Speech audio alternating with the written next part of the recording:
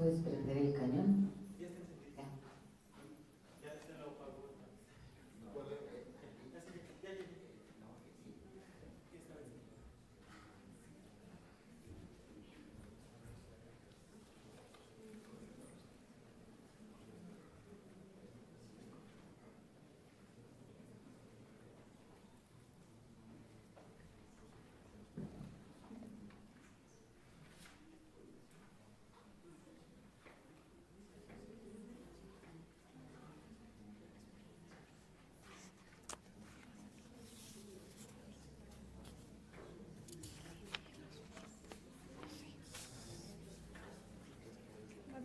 De Ernesto que llegue.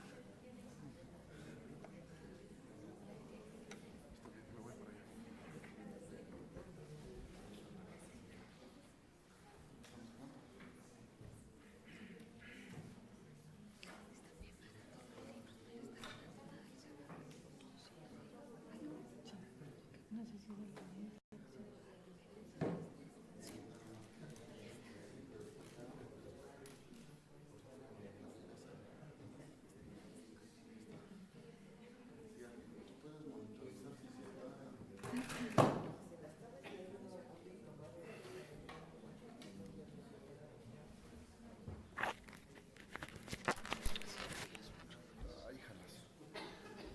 Esa luz es así, ¿verdad?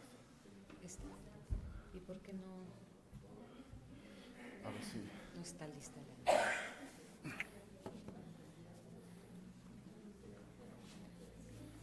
Mira cómo está la pantalla. Ahí está. No vean mis secretos. Ok. Listo. ¿Me dices?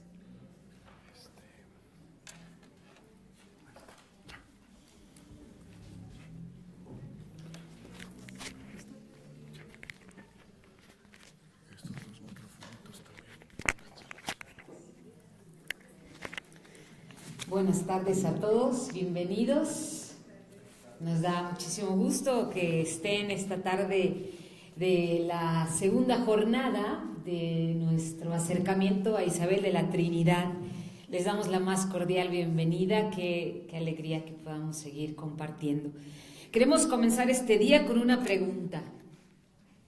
¿Qué es lo que hace a una joven francesa que acaba su vida en el Carmelo de su ciudad y que vive a caballo entre el siglo XIX y XX, los 26 años de su corta vida, convertirse en un faro luminoso para el creyente en Cristo de nuestros días? ¿Qué es lo que hace a esta mujer una mujer fascinante? ¿Cómo se alcanza una santidad en tan poco tiempo? Yo me lo pregunto. A mí ya se me fue Teresita, Isabel, gracias a Dios la Santa Madre no, a los 67, pero me pregunto, ¿qué es lo que hace que una mujer así sea tan fascinante? En el Carmelo Teresiano unimos el desarrollo humano y la espiritualidad, por eso el día de hoy es un día muy importante. Vamos a tener la ponencia con el Padre Luis Fernando, que te lo presentarán, y posteriormente tendremos el concierto de oración que será en la iglesia. Los esperamos que permanezcan todo este rato. Muchísimas gracias y sean todos bienvenidos. Bueno, pues buenas tardes a todos. Vamos a seguir con nuestra jornada de espiritualidad de Isabel de la Trinidad, con nuestra tercera ponencia de estas jornadas, con el maestro Luis Fernando Telles Arredondo. Él es originario de Morelia, Michoacán. Tiene estudios en el Instituto Libre de Filosofía y Ciencias de la Compañía de Jesús, Instituto de Formación Teológica Intercongregacional de México, afiliada al Pontificia Universidad Javeriana de Bogotá, el Centro de Estudios de los Valores Humanos, la licenciatura en Teología, también en el Centro de Estudios de los Valores Humanos, la especialidad en Espiritualidad. Tiene el diplomado para formadores en el 2005 en Medellín, Colombia, para la Universidad Pontificia de San Buenaventura, el diplomado de Ambientes Virtuales de Aprendizaje en el Instituto Politécnico Nacional y su participación en grupos como miembro del Círculo Filosófico Steiniano de México en el 2010. Su experiencia de trabajo y publicaciones es promotor vocacional de la provincia de Carmelitas Descalzos en México del 2005 al 2007. Del 2007 al 2011 es director del Centro de Estudios de los Valores Humanos. Tiene la publicación con colaboración en el libro Entréme donde no supe, conversando con San Juan de la Cruz. Es consejero provincial de la Orden de los Carmelitas Descalzos de México en el periodo 2011-2013 y actualmente es pasante de la maestría en Psicoterapia Gestal en el Instituto de Psicoterapia Gestal Región Occidente. Y hoy nos acompaña con el tema Isabel de la Trinidad y el desarrollo humano. Les pido un aplauso para nuestro maestro.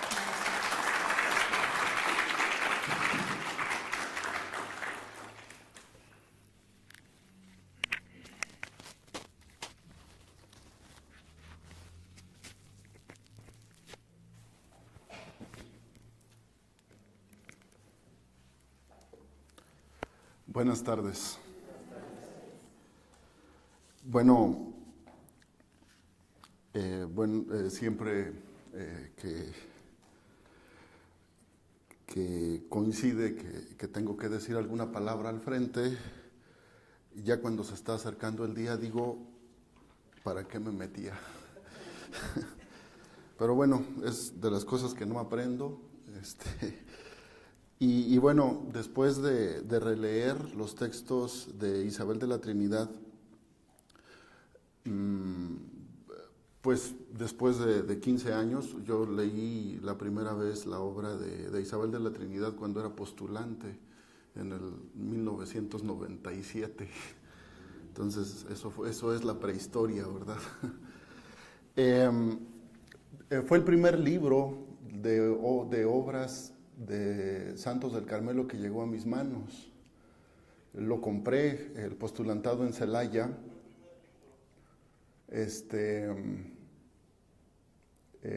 Las madres ecuménicas tenían su librería en uno de los pasajes peatonales entre el convento del Carmen y la catedral ahí en Celaya. Y bueno, pues a veces nos escapábamos y íbamos a comprar libros, ¿verdad? Y fue el primer libro que compré, el de Isabel. Ahí se quedó, pasaron muchos meses y fue el primer libro que leí, ya estando en la orden de espiritualidad. No le entendí nada. Yo decía, ¿a quién se le ocurre escribir un diario y a quién se le ocurre publicarlo? No dice nada, no tiene citas bibliográficas, no tiene filosofía, no tiene teología. Bueno, pues ahí se quedó, ¿verdad? Ya luego me enseñaron a leer espiritualidad, pero ya no volví a leer a Isabel de la Trinidad. Isabel de la Trinidad se nos quedó en el tintero de los carmelitas casi 20 años. Entre que la beatificaron y la canonizaron, se nos quedó en el tintero. A nosotros nos pasó una cosa muy interesante. Se han canonizado a muchos santos en estos últimos 20 años. Entre ellos entra Isabel, pero hubo un tiempo en el que nuestro especialista o el encargado de la causa de los santos de la Casa General se enfocó en Monseñor Palafox, y ahí se nos atascó la vida. Pasaron muchos años y él seguía dándole vuelta al asunto, ¿verdad? Gracias a Dios y gracias a este padre que logró lo de la beatificación del padre Palafox, ya se retomaron los otros procesos, ¿verdad? En esos 20 años coincidieron con los estudios en la maestría en psicoterapia gestal, que un poco es desde el derrotero donde voy a compartir ahora, ¿verdad? Ayer alguien preguntaba, ¿cómo leemos a Isabel? Pues a lo mejor pudiera ser que este sea un método de lectura de Isabel de la Trinidad, ¿verdad? Voy a leer, en cualquier momento pueden levantar la mano y preguntar, porque como se trata de desarrollo humano, los conceptos pueden sonar fríos, pero al mismo tiempo quieren ser como muy cercanos. Entonces, en la medida en que les vaya gustando lo que están escuchando, yo lo voy a poder medir si alguien dice, a ver Luis Fer, ahí qué onda, ¿verdad? Esa es como la medida que tenemos nosotros en psicoterapia, porque no venimos a dar una conferencia. A nosotros en la maestría nos decían, el día que terminen dando conferencias, ese día olvídense que son alumnos de la escuela donde estudiaron psicoterapia gestal, ¿verdad? Entonces, bien, pues voy a comenzar, ¿verdad? No es mucho, es una libreta nada más y ya. El desarrollo humano es el proceso por el que una sociedad mejora las condiciones de vida de sus miembros a través de un incremento de los bienes con los que puede cubrir sus necesidades básicas y complementarias, y de la creación de un entorno social en el que respeten los derechos humanos de todos ellos. También se considera como la cantidad de opciones que tiene un ser humano en su propio medio para hacer o hacer lo que desea hacer o hacer. El desarrollo humano podría definirse también como una forma de medir la calidad de vida del ser humano en el medio en que se desenvuelve. En un sentido genérico, el desarrollo humano es la adquisición de parte de los individuos, comunidades e instituciones de la capacidad de participar efectivamente en la construcción de una civilización mundial que es próspera tanto en un sentido material como espiritual. También es muy importante decir que el desarrollo humano es parte integral para que el individuo logre un conocimiento más profundo de sí mismo. En la actualidad ya no podemos decir que no nos interesa el desarrollo humano, sonaríamos a desencarnados y a fuera de época. El problema es que hay gente que dice que no tiene, que quisiera no tener nada que ver con el desarrollo humano. Eso sería lo preocupante, ¿verdad?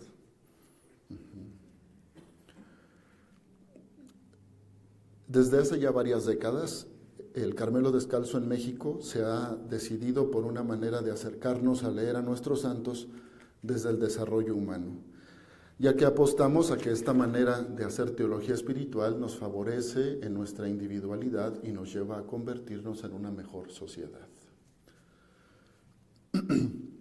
En algunas ocasiones en esta misma aula, en reunión con los frailes, nos hemos preguntado qué hacemos los carmelitas descalzos en cuanto a la pastoral social.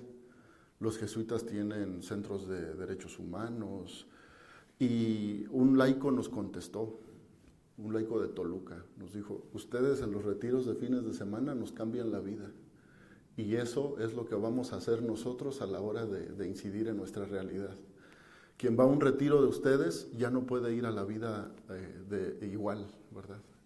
Pero creo que esa noticia que recibimos todavía no nos la creemos y queremos seguir haciendo una institución en pastoral social, que sería genial que un día pudiéramos tenerla, pero estamos así con esa interrogante, ¿verdad? ¿Cuál es la injerencia en la pastoral social de los carmelitas? Este señor nos la dijo, nosotros todavía no terminamos de creérnosla, ¿verdad? Tiene que ver con dos momentos de mi vida este asunto. En 2004 comencé a ser miembro activo del Círculo Filosófico Steiniano.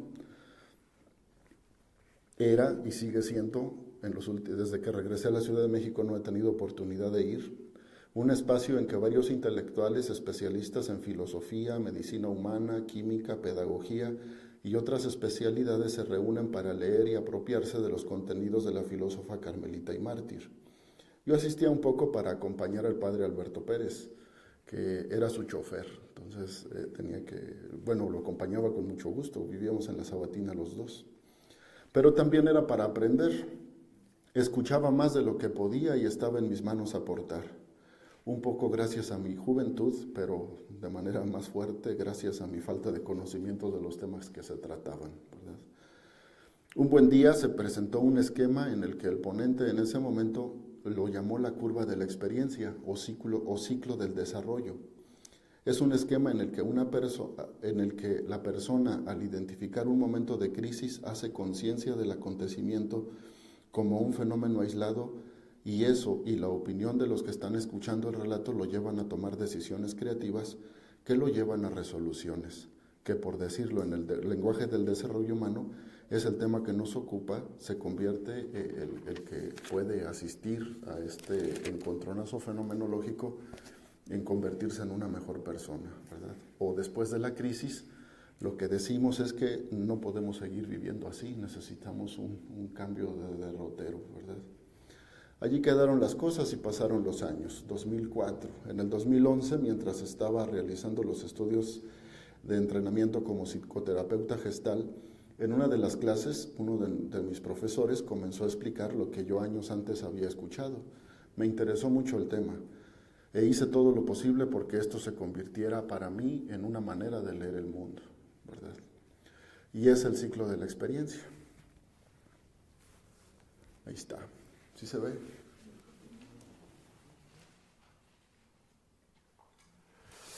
En realidad, el esquema es una manera de leer el mundo, es como una especie de hermenéutica del desarrollo humano. Los puntos, estamos convencidísimos, los que nos dedicamos a esto, que están ahí referenciados, pero no se trata de una ecuación matemática, no hay que rellenar los cuadritos como para decir, después de esto ya salimos de la crisis. Si la vida se resolviera con un esquema, no estuviéramos aquí, ¿verdad? Entonces, lo que yo hice fue leer el texto, volverlo a leer, enojarme con Isabel de la Trinidad, dejarlo allí como 3 semanas, volverlo a leer, y ya hace 4 días comencé a redactar, y ayer me acosté muy tarde para terminar la ponencia. Muy bien, pues voy a ir punto por punto. Se lee de mi derecha a la izquierda, ¿verdad? Comienza en los 2 polos y termina en los 2 polos, es el reposo, es decir, el individuo va por la vida, se mete en un problema, nos metemos en los diferentes esquemas y salimos y el reposo es el mismo. A mí me da la impresión, después de varios años de revisar esto, que no terminamos en el mismo, como en el mismo paralelo, sino que siempre somos mejores. Incluso a pesar de la crisis o de que la crisis nos devaste, siempre terminamos de una manera mejor, ¿verdad? Incluso cuando la crisis nos lleva a la muerte, eso pues nos hace mejores, ¿verdad? Los fundadores de la Gestalt, tanto Fritz Perls como su esposa Laura, y en este caso uno de sus alumnos directos, Joseph Zinker, le llamaban a este ciclo el ciclo del darse cuenta excitación, que es el modelo más comprensivo de la terapia gestal. El ciclo completo es sensación, darse cuenta, energía, acción, contacto y retirada, ¿verdad? Que son las líneas o los textos que están en azul en el esquema. Esto sería así como lo básico del asunto. Y las rupturas en blanco, por la experiencia, los especialistas se fueron dando cuenta de que a cada propuesta hay una ruptura. Nadie va a la siguiente etapa limpiecito, sino que se resiste, ¿verdad? Y se resiste, y se resiste, y se resiste. Lo genial de estos cuates es que lo integraron en el esquema y se convierte también en una manera de crecimiento para nosotros. Entonces, el tema es ganar, ganar. No hay nada que se pueda desaprovechar en la existencia, ¿verdad? ¿Todo bien hasta aquí? Okay. Se ven rostros contentos, entonces creo que va bien la cosa. O los quiero ver contentos, no sé. Teniendo en cuenta el ciclo fenoménico, podemos identificar en qué parte del ciclo se encuentra bloqueada una persona. El terapeuta ayudará para intervenir adecuadamente. Cuando el paciente y el terapeuta realizan su trabajo en el ciclo de la experiencia, el paciente ingresa a lo que llamamos la etapa de reposo, es decir, fluye, ¿verdad? Va adecuadamente. A nosotros nos decían que todo el ciclo de la experiencia, lo mejor sería que se pudiera dar en cada sesión, ¿verdad? Abrir y cerrar un ciclo y un proceso. Pero al mismo tiempo que durante todas las sesiones se abriera y se cerrara un ciclo, ¿verdad? A la hora del acompañamiento terapéutico. Pero lo mejor de esto es que se puede aplicar para la vida cotidiana. Muy bien. Imaginemos, no tenemos que imaginarla, la tenemos enfrente, una curva ascendente que llega al punto más alto para luego comenzar a descender. A cada paso del ascenso nos encontramos con una fase y entre fase y fase una resistencia. Lo que menciono a continuación es una pequeña descripción propuesta por nuestros autores de cada una de las fases y resistencias del recorrido del ciclo de la experiencia. A cada explicación de las fases integraré una cita del manuscrito A de Isabel de la Trinidad, conocido como Diario Espiritual. Si quieren ir por él para luego comprarlo, está en los escritos espirituales que editó Editorial Santa Teresa, ¿verdad? Está ahí.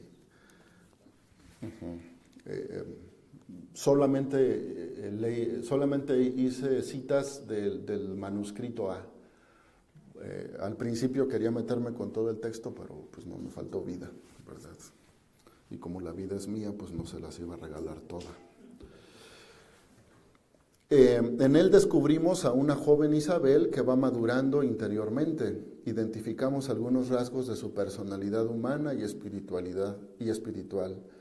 Su sensibilidad para captar la belleza, su apertura a la amistad, sus inquietudes cristianas y apostólicas que, en su momento, desembocarán en su vocación al Carmelo. Para nosotros,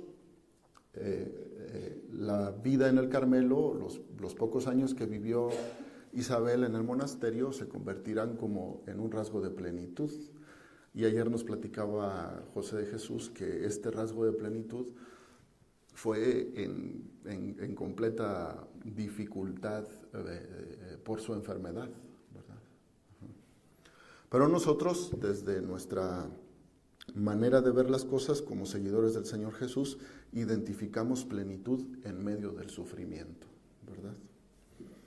Muy bien, pues vamos a empezar. La fase del reposo. Aunque esta parte del reposo hay que explicarla al final, pero no quise que se me fuera un texto que en ese momento tenía enfrente, ¿sí? Por estar al principio y al final de nuestra curva del ciclo de experiencia, me permito explicarlo al final, ya que lógicamente y cronológicamente, explicado así, adquiere sentido.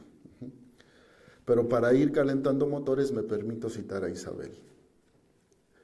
Esta es una cita que hace el martes 7 de marzo, al inicio de los ejercicios espirituales.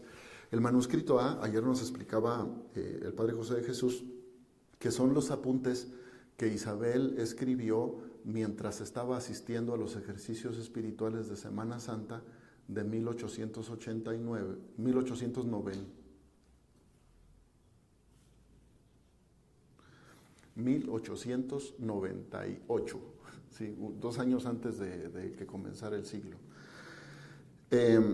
Entonces ella toma apuntes y luego le hace comentarios a los apuntes que toma. Esto está, pues, es lo que hacemos pues nosotros, ¿verdad?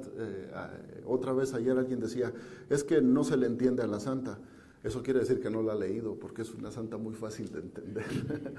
Sí, es muy sencillo de acercarnos al documento, porque está hablando de lo cotidiano y va tomando soluciones respecto de lo que ella está escuchando y se lo apropia de una manera muy interesante.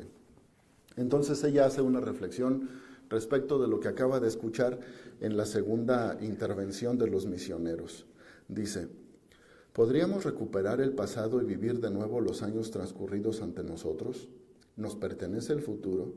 ¿Somos dueños del minuto que sigue al momento en el que hablamos?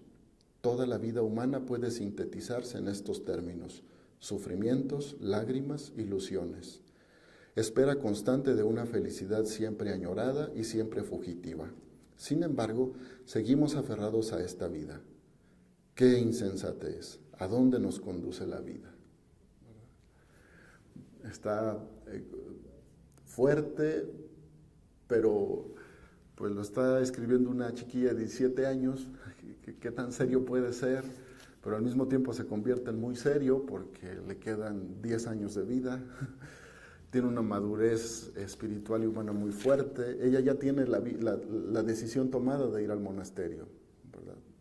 No está viendo a ver si pudiera ser su vocación. Lo único por lo que no se va es porque la mamá no la deja. No habría nada más. Entonces, la pregunta para entrar por esta línea del reposo resulta pues muy interesante, ¿verdad? Muy bien, el segundo momento, la resistencia de la desestabilización. Tiene que ver con identificar el problema, saber que existe una realidad que necesita ser abordada y elaborada. En el manuscrito que estamos leyendo, Isabel propone varios temas importantes por los que está pasando, pero me detengo en dos, que son como las dos cosas que me engancharon a la hora de leer el documento. Su situación vocacional, está tratando de convencer a la mamá de que la deje ir al monasterio, y hay ahí un asunto muy curioso, como de vieja chismosa, que a mí me llamó mucho la atención, porque nosotros a veces en el consultorio decimos, bueno, ¿y eso a ti qué? Sí, o sea, cuando alguien llega con un tema, es que el otro no se porta como yo quiero y no hace lo que yo le digo, y ¿eso a ti qué? ¿Eso a ti qué? O sea, de verdad que no es tu problema. Y es que Isabel se la pasa pidiendo por la conversión del señor que le está rentando la casa a su mamá y a su hermana. ¿Verdad? Sabe que el señor era grosero y era, pues, fichita. Y se la pasa pidiendo por su conversión para que sea el señor como Isabel quiere. Lo interesante es que lo va a resolver de una manera muy bonita, muy bonita. Déjenme platicárselas. Sí, entonces tenemos pues estos dos temas, su situación vocacional y la petición de conversión del dueño de la casa que rentan las mujeres catés. El miércoles 1 de marzo escribe: previo al comienzo de la misión que los padres redentoristas están organizando en su parroquia. Cito a la santa: le he suplicado me ayude a conseguir la conversión de este pecador. 2 semanas después, el 12 de marzo, por la mañana vuelve a escribir sobre el tema. Hoy termina mi novena a San Francisco Javier por la conversión del señor M.R. Después se le va a escapar el nombre, es el señor Chapois. Y bueno, pues el pobrecito, pues es el antagónico sin querer en los textos de Isabel de la Trinidad, ¿verdad?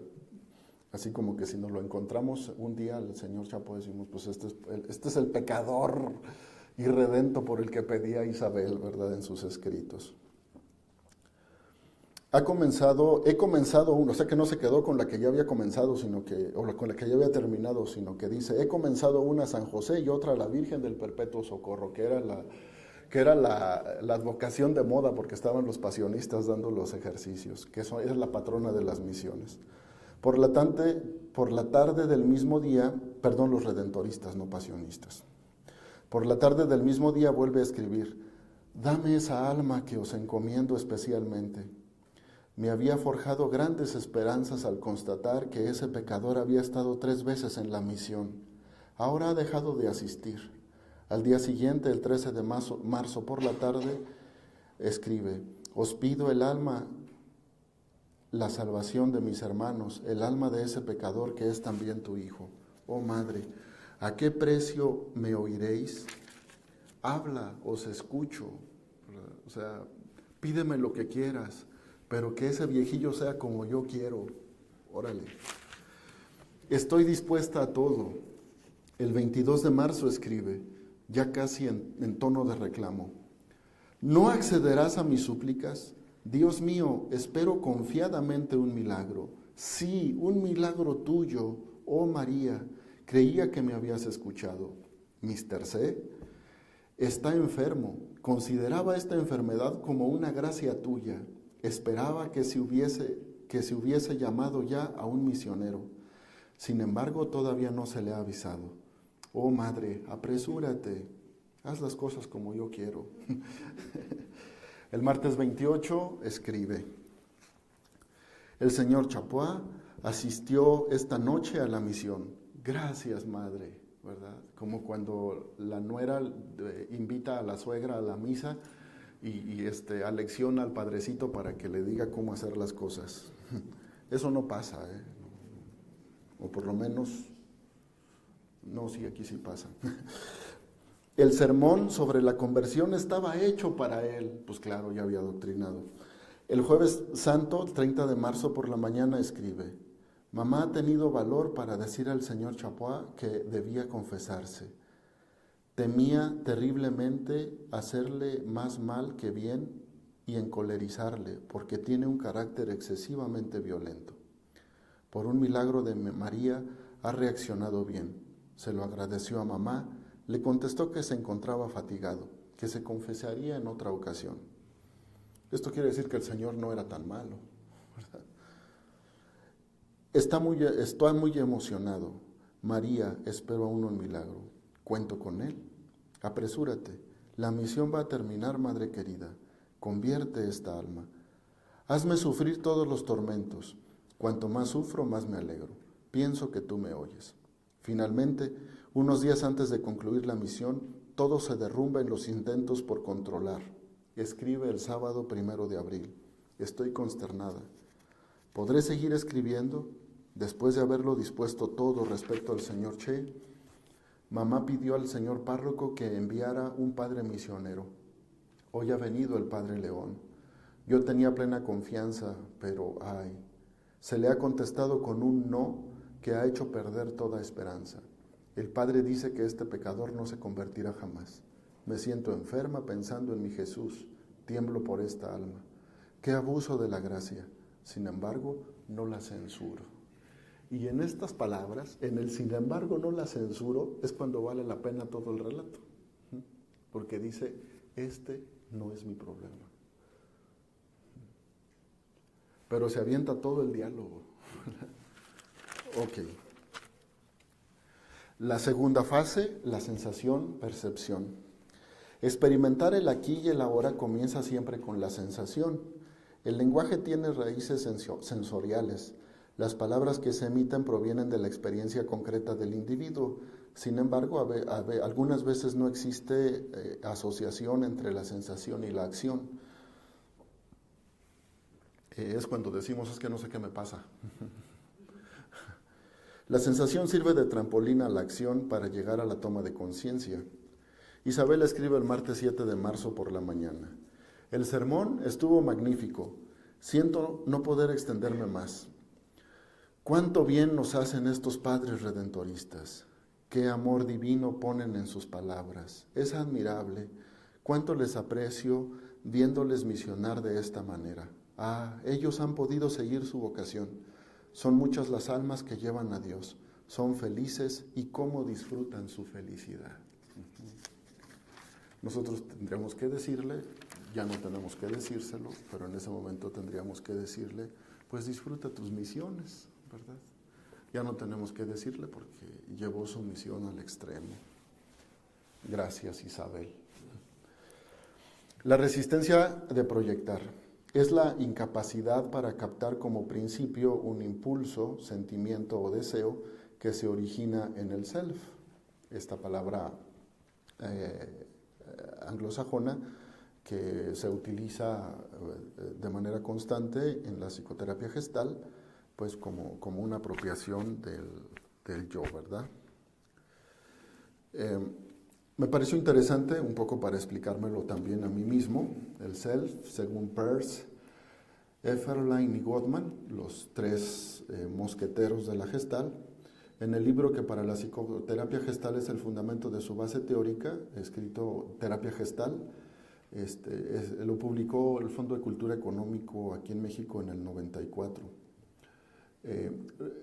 El self como concepto básico, su explicación está anclada en la teoría de campo, concebido como un proceso que surge en el encuentro del organismo con su entorno. Yo creo que es así como la manera más sencilla de entender este asunto, ¿verdad? Es el organismo, es decir, yo, con lo que tengo alrededor de mí. Es considerada como una resistencia a darse cuenta. El viernes 10 de marzo, los padres pasionistas reflexionaron sobre la muerte, e Isabel escribe tomando apuntes de lo que los predicadores dicen. Y escribe la santa: la muerte nos sorprende en el momento que menos lo pensamos. Dios mismo lo ha dicho. ¿Cuántas muertes repentinas? ¿Nos respetará la muerte mañana, esta noche, como lo ha hecho este día? Oh, qué hermosa es la muerte del justo. Voy a morir. Todos los lazos que me unen a la tierra van al fin a romperse. Voy a morir. Voy a poseerte, Jesús, amor supremo que he preferido a todas las cosas. Una vez en el cielo, ya nunca te abandonaré. Me juzgarás, mas ¿podrías condenar a quien tanto te ha amado? ¿A quien tanto lo sacrificó por ti? Sonaría reclamo si no hubiéramos escuchado ayer al Padre Martín, que nos dice que todo esto tiene que ver con redención y con manera de entender su propia humanidad. Y aquí viene lo fuerte. Qué horrible resulta la muerte del pecador. Comparada con esta muerte tan dulce y consoladora, sus ojos están desencajados. Él siente y sabe que va a morir y a comparecer ante Dios, a quien ha despreciado. ¿Qué podrá presentarle? Solamente ve en su vida innumerables pecados. Oh muerte, por favor, espera. Todavía no puedo ir. Voy a abandonar a mis pobres hijos. Tendré que desprenderme de mis riquezas logradas con tanto sacrificio. Precisamente ahora que empezaba a disfrutar de ellas. Oh muerte, ¿qué méritos podré presentar a Dios que me va a juzgar? Y este es un reclamo muy interesante porque está siendo un poco sarcástica. Un sacerdote, inmediatamente un sacerdote, y el sacerdote llega a veces demasiado tarde, encontrándose ya con un cadáver, aun cuando llegue a tiempo. Y esto es un reclamo muy interesante, ¿verdad? Porque se trata de una invitación de Isabel a darse cuenta, a vivir en la conciencia. ¿Qué valor pueden tener esas confesiones de última hora? Es decir, hagamos las cosas cuando hay que hacerlas, no cuando ya no tendríamos nada que hacer, ¿verdad? Muy bien, la fase de darse cuenta o toma de conciencia. El darse cuenta le permite establecerse en el aquí y el ahora y conocer lo que ocurre en su interior, lo que ocurre en la interacción con los demás, así como tomar contacto con su propia vivencia y asumir la responsabilidad de ella. Enfatizamos el darse cuenta, pues se considera en este aspecto donde surgen los conflictos, en la aceptación o no aceptación de lo que la persona está percibiendo de sí mismo y de la situación en la que se encuentra inmerso. Un darse cuenta apropiado provoca una movilización de energía. Ubicamos 3 tipos de darse cuenta: el externo, el interno y el darse cuenta en las fantasías. Para nosotros de psicoterapia gestal decimos que lo que se arregla en la fantasía se arregla en la realidad. Por eso utilizamos muchísimo el drama, los gritos, los sombrerazos, porque afirmamos desde la experiencia que en este circular de energía la persona saliendo de la terapia va a tener capacidad de tomar sus propias decisiones porque ya vio diferentes maneras de ver las cosas, ¿no? Para eso nos sirve la dramatización. Aquí menciono otro aspecto que me resultó interesante en este manuscrito de Isabel y es el que tiene que ver con su vocación. Estamos en 1899. Faltan algunos años para que ingrese al Carmelo Descalzo. Los que somos religiosos, o por lo menos yo, estaba muy emocionado cuando decidí entrar al Carmelo. Llegó a mis manos, no sé si te acuerdas, Martín, una revista que hicieron los de promoción vocacional, ¿verdad? Entonces me regalaron una. Yo estaba en el seminario en Morelia, entonces de manera clandestina, seguramente mis compañeros me están viendo en el Face, de manera clandestina, yo pues llevé esa revista, el padre Alejandro, que era el promotor vocacional, la llevó. Entonces, como eran dormitorios comunes, yo tenía que meterme abajo de las cobijas y con una lámpara empezar a leer lo que decía, ¿no? Que el postulantado, que allí ven a Dios y no sé qué tanta cosa decía la revista, ¿no? Es muchísima emoción, un poco por lo desconocido, pero mucho por las ansias que uno tiene como de todo esto que está en perspectiva de la vida religiosa, ¿verdad? Entonces, yo así me imagino a Isabel, ay, ¿cómo le hago para convencer a mi mamá? ¿Verdad? Y hace cosas para que al estar ella contenta, al estar Isabel contenta, la mamá le dé permiso de ir al convento, ¿verdad? Bueno, ya dejen perder la excitación y poder escribiendo. Es que esa parte de mi vida para mí es muy bonita y luego conocer los conventos y conocer a los frailes y todo eso fue para mí un momento de mucha emoción. Y bueno, puedo decir con tranquilidad y con emoción que sigue siendo emocionante encontrarme con mis hermanos, ¿verdad? Bueno, escribe el 20 de marzo, hay que vivir la vida como en un convento. ¿Qué motivos impulsan a las almas a la vida religiosa? Y apunta algunas. Son almas generosas, son almas que tuvieron la desgracia de pecar, son almas puras, son almas desengañadas del mundo, son almas que heridas de amor divino que dicen con toda la fuerza, Jesucristo ha sufrido tanto por mí que quiero devolverle amor por amor. Entonces, como para irnos apropiando los que ya estamos viejillos en la vida religiosa, ¿por qué entraste al convento? A lo mejor le podemos pedir prestadas las palabras a Isabel, ¿verdad? ¿Por qué? Pues porque era demasiado pecador y vine a redimirme. Hay muchas razones. Y esto, si se lo aplicamos a cualquiera de las vocaciones específicas en la vida cristiana, da para mucho, ¿verdad? Es una manera de explicar las cosas de manera pues adecuada. El viernes 24 de marzo escribe lo que me atrevo a proponer incluso como una oración por las vocaciones a la vida religiosa, ¿verdad? Claro, suena mucho a la elevación a la Santísima Trinidad, porque está influenciada por Teresita y ahora está influenciada por ella misma. O más bien esto sería como un preámbulo de lo que va a escribir años después, ¿verdad? Oh Salvador mío, tiemblo al pensar quién soy.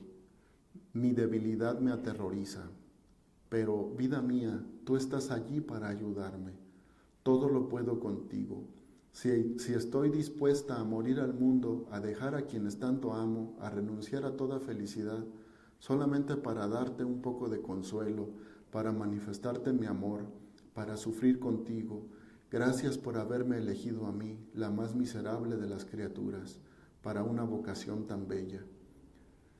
Ilumina al señor párroco, cuando el padre misionero le hable de mí, es él quien debe tomar una solución definitiva.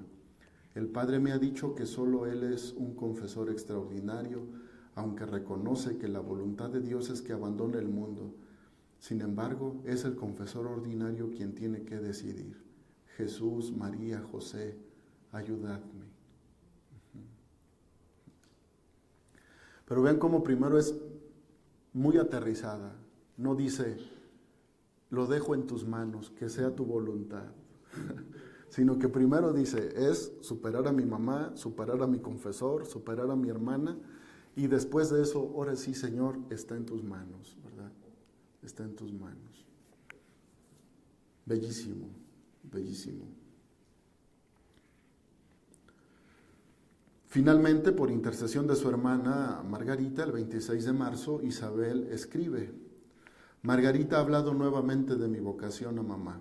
Ella creía, fue su respuesta, que ya no pensaba más en el asunto, pues el párroco no había vuelto a decirle nada e incluso yo misma permanecía en silencio. Ella tampoco se sentía obligada a hablarme de este problema. Padrísimo, ¿no? Si no, ella no dice nada, pues parece que la cosa ya se resolvió mágicamente y que el mundo siga. Pero no, el problema está ahí y hay que enfrentarlo. Sin embargo, esta pobre madre afrontó el tema después de comer. Al comprobar que mis ideas seguían siendo las mismas, derramó copiosas lágrimas y me prometió que no me impediría marchar cuando tuviese 21 años, que me quedaban 2 años de espera y que en conciencia no podía dejar a mi hermana antes de esa edad. Cuánto he admirado su resignación. Es la Virgen María quien me ha obtenido esta gracia, porque nunca había encontrado a mamá en esa actitud. Cuando vi a las 2 llorando por mí, yo también me eché a llorar.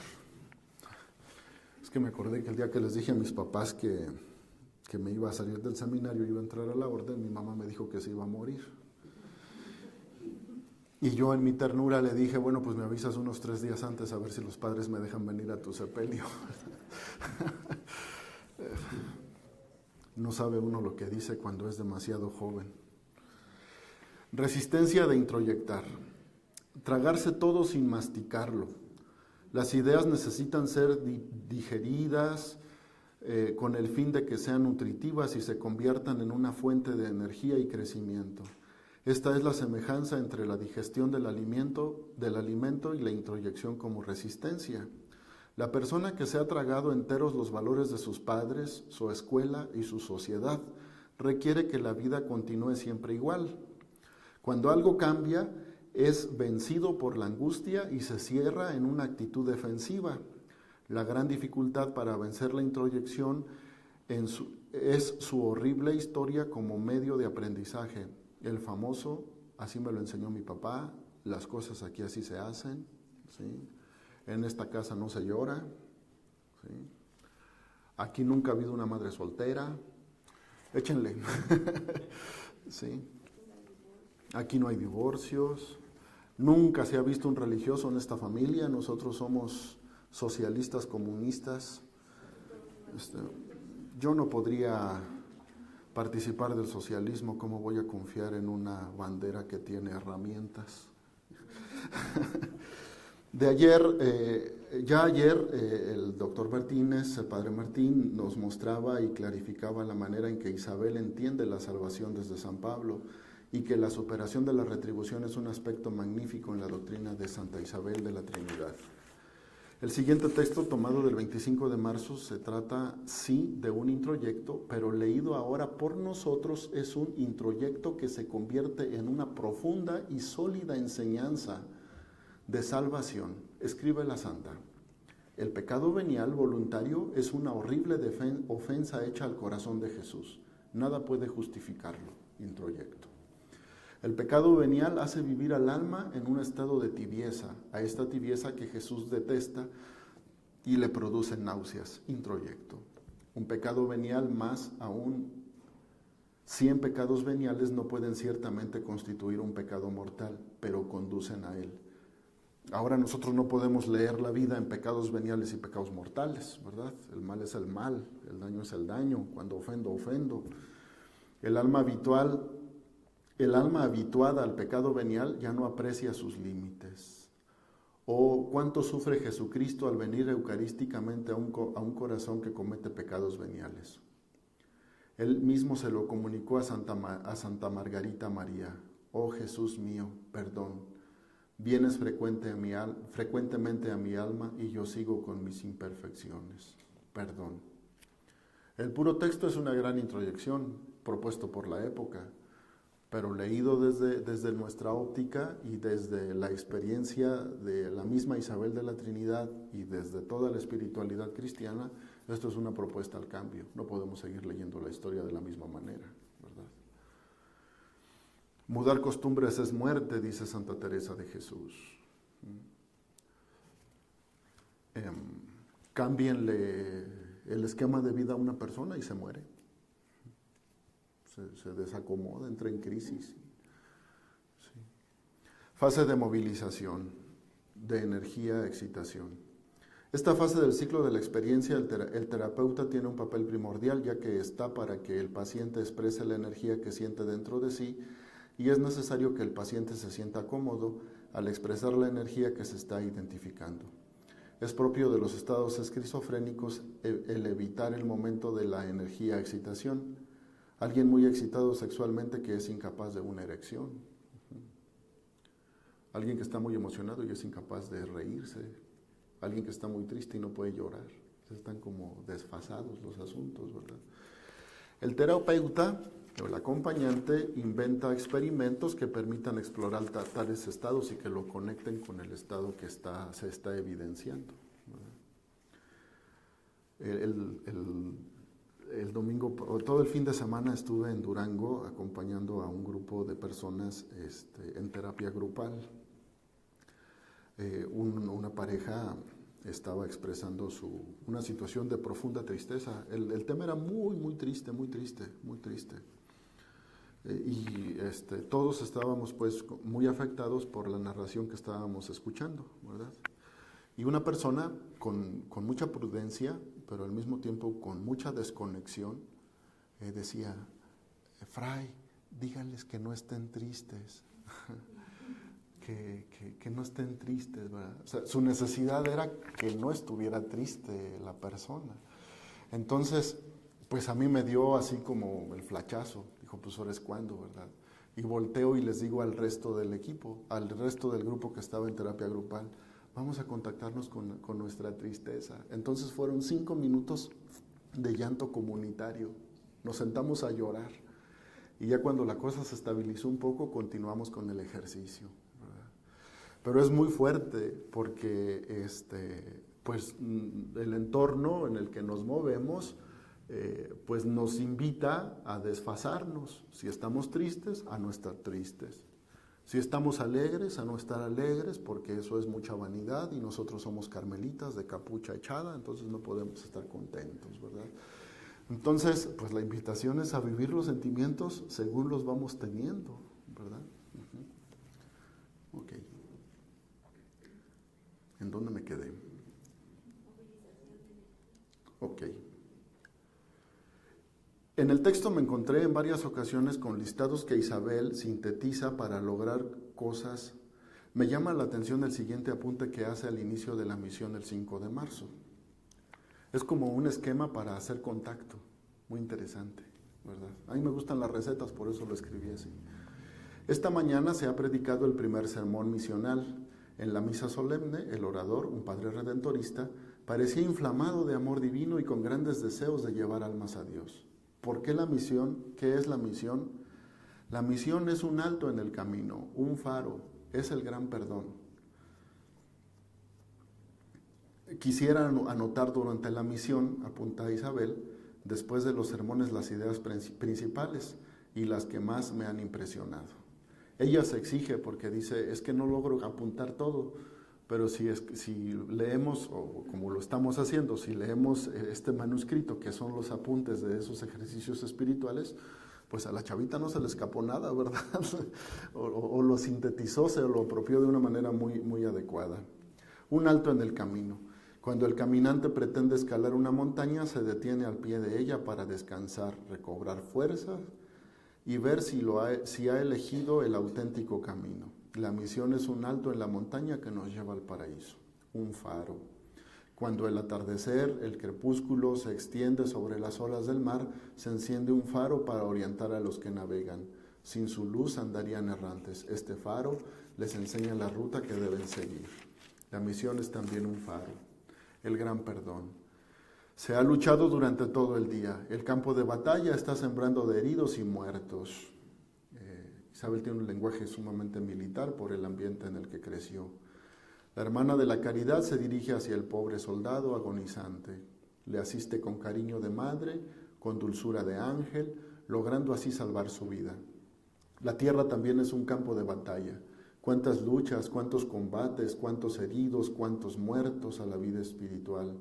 Dios envía entonces la misión para resucitar a los muertos y sanar a los heridos. La misión es tiempo de misericordia y de perdón. Es el momento en el que Dios distribuye a manos llenas su gracia. No malogremos este tiempo de bendición. Procuremos beneficiarnos de todas sus gracias. Es la gran ocasión. Oh Señor, compadeceos, os ofrezco en sacrificio mi vida por el éxito de esta misión. Enviadme sufrimientos pero escuchadme, contemplad mis lágrimas, mis suspiros, perdón, misericordia, Dios omnipotente. En nombre de Jesús, mi querido esposo, Él es mi vida, mi supremo amor. Recordemos que ayer nos platicaba Padre José de Jesús que ella hizo un voto de castidad siendo muy joven. Resistencia de retroflectar, volver hacia sí mismo, lo que debía ser dirigido hacia el ambiente, una persona frustrada que siente agresión hacia los otros. Esto no lo digo por nadie en especial, está en el texto exclusivamente. Una persona frustrada que siente agresión, en realidad lo digo para que de veras me escuchen, pero no quiero ser incisivo. No, sí quiero ser incisivo. Una persona frustrada que siente agresión hacia los otros dirige la agresión hacia sí mismo, culpándose. Esta resistencia se identifica por la abundancia de movimientos corporales, el tamborilear con los dedos sobre la mesa, con las piernas cruzadas, movimiento de una de ellas, morderse, ponerse totalmente rígido, relajarse, no sé qué.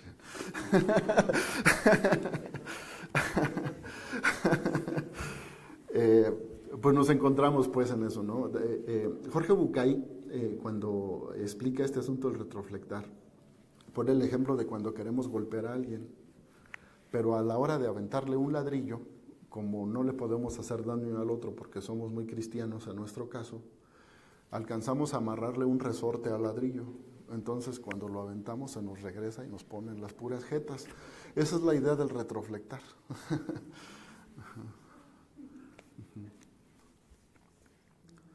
Respiren. La fase de acción. Consideramos que el ciclo de la experiencia puede verse como un mapa genérico al tener contacto con el entorno, y para la mayor parte de los contactos no hay fases definidas dentro del ciclo. Una buena sensación es importante para la formación de la figura. Se requiere movilización para la acción fuerte y plena lleva al contacto placentero para que suceda la conclusión. El domingo, cuando estábamos trabajando ya en Durango, después de todo el llanto, la gente respiraba. Sí. Después de haber hecho un contacto adecuado con un recuerdo de una profunda tristeza que estaba viviendo la pareja que estábamos acompañando. Resistencia de reflectar. Significa desviar, cambiar de sujeto, cambio de humor, reír o sonreír sin ninguna necesidad, contar chistes cuando no hay que contarlos. La persona no pone límites entre ella misma y el entorno, pierde la habilidad a diferenciar entre el self y los otros. La relación sana requiere autodiferenciación. El domingo 5 de marzo se le presenta un problema para asistir a los sermones de la misión. Isabel escribe: no pude ir esta noche al sermón de las 8. Me desarciré asistiendo a vísperas. Preferiría acudir a la misión mejor que cenar fuera de casa y hablar de cosas inútiles.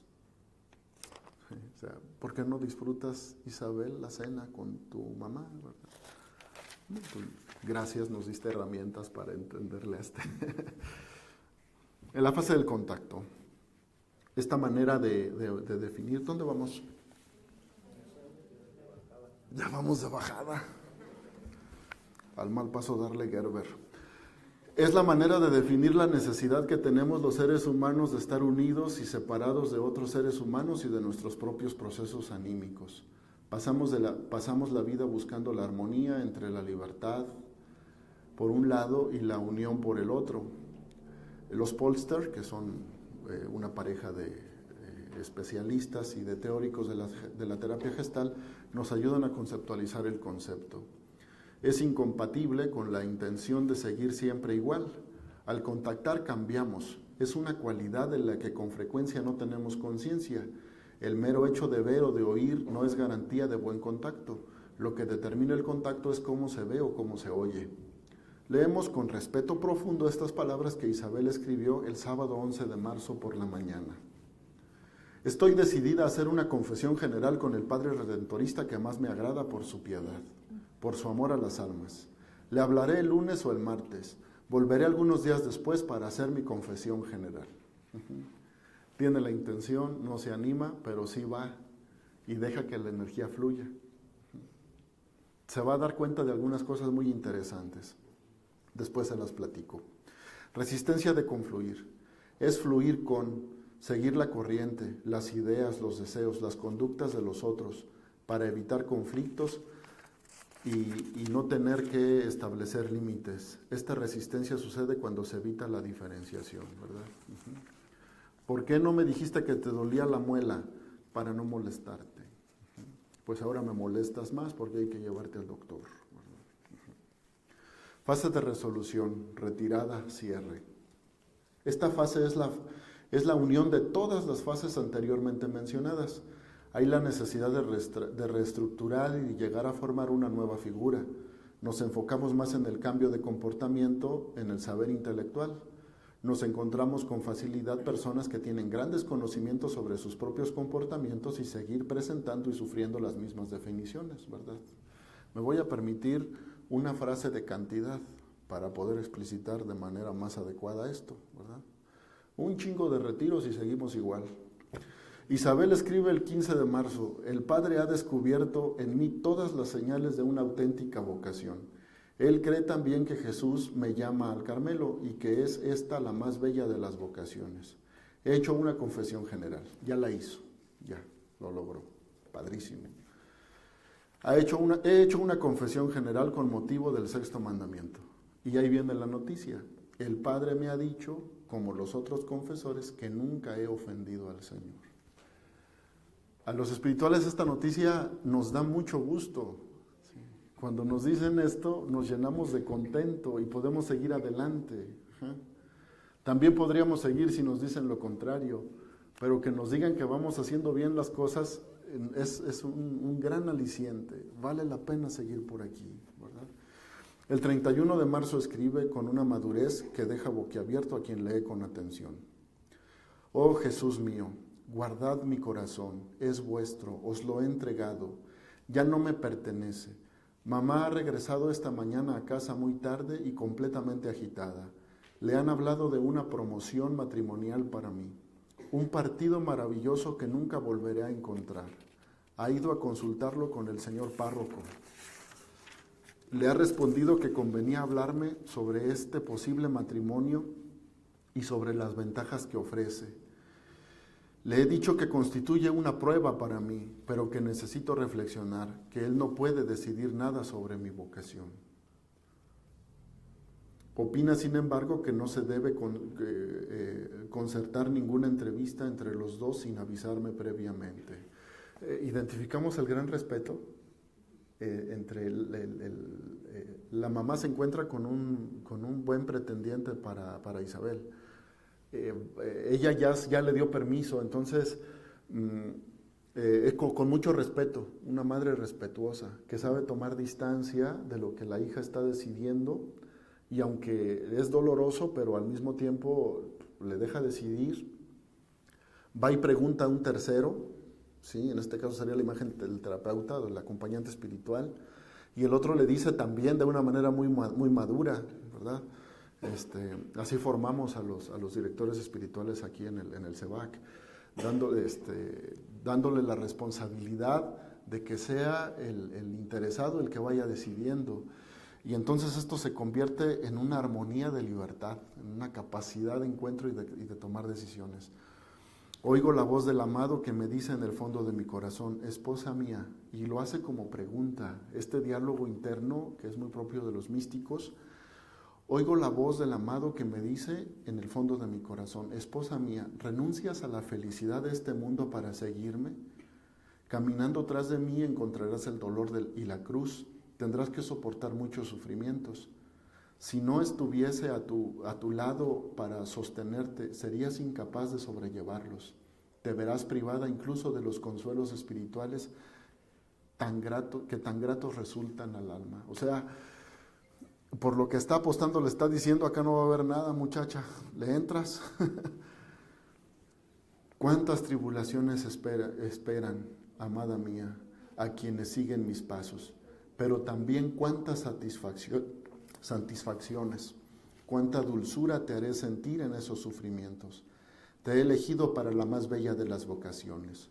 Mucho tengo que amarte, querida mía, cuando te he reservado semejante destino. ¿Sientes estos sufrimientos? ¿Quieres consolarme? ¿Estoy tan abandonado? Hija mía, no me dejes solo. Quiero tu corazón, le amo. Le he escogido para mí. Suspiro por el día en que seas totalmente mía. Mientras tanto, resérvame tu corazón. Y contesta Isabel en este diálogo profundo de resolución y de reposo, ya llegando allá al final, ¿verdad? En la toma de decisiones. Sí, amor mío, vida mía, esposo adorado, permanece tranquilo. Estoy dispuesta a seguirte por el camino del sacrificio.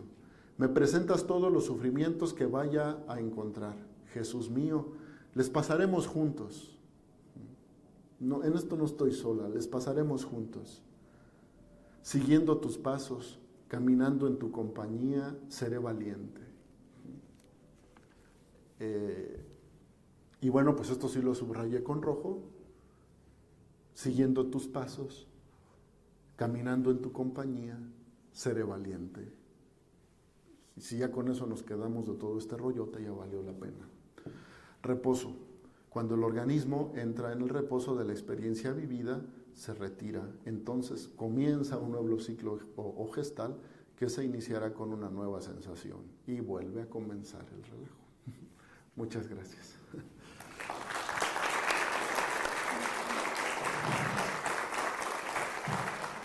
No sé si alguien tenga alguna pregunta, algún comentario. ¿Todo quedó claro? Ahí está la bibliografía.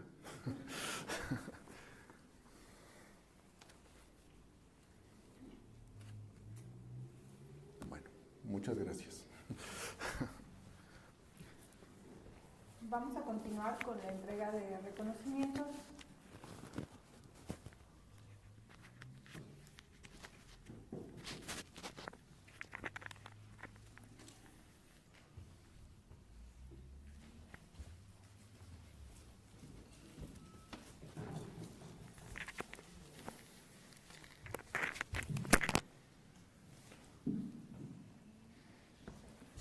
Bien, pues muy buenas tardes a todos y